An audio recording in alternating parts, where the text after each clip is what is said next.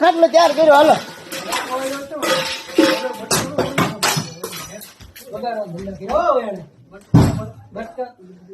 કાંઈ આમાં યાર નહીં